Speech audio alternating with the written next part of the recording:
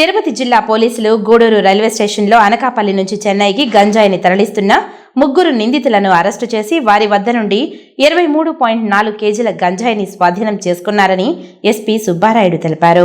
Tirupati SP కార్యాలయంలో మంగళవారం ఏర్పాటు చేసిన మీడియా సమావేశంలో కేసుకు సంబంధించిన పూర్తి వివరాలను ఎస్పీ మీడియాకు వెల్లడించారు.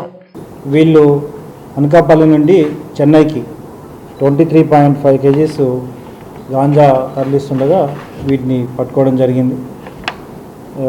ఇమీడియట్గా కేసు రిజిస్టర్ చేసి వాళ్ళు అరెస్ట్ చేయడం జరుగుతుంది.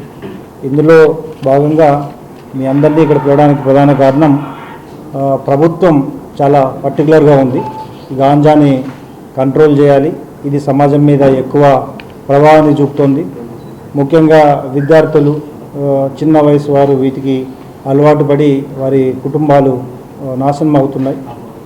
సో వీటి మీద ఎట్టి పరిస్థితుల్లో కూడా నిర్లక్ష్య వహించేది లేదు, ఉపేక్షించేది లేదు.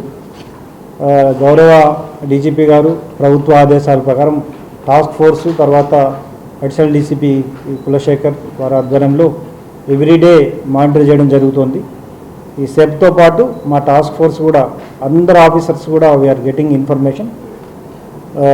దీంట్లో ఎవరైతే ఈ గాంజాని తరలిస్తున్నారో వారిపై ప్రత్యేక నిఘా ఏర్పాటు చేయడం జరుగుతోంది.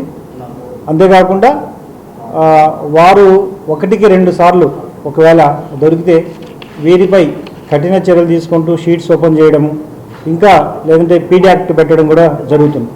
సో ఎవరైతే ఫ్రీక్వెంట్గా వీటిని మానకుండా మళ్ళీ ఈ అఫెన్సెస్లో ఇన్వాల్వ్ అవుతారో వారిపై పీడీ యాక్ట్ కూడా ప్రిపేర్ చేయడం జరుగుతుంది, వాటిపై చర్యలు తీసుకోవడం జరుగుతుంది.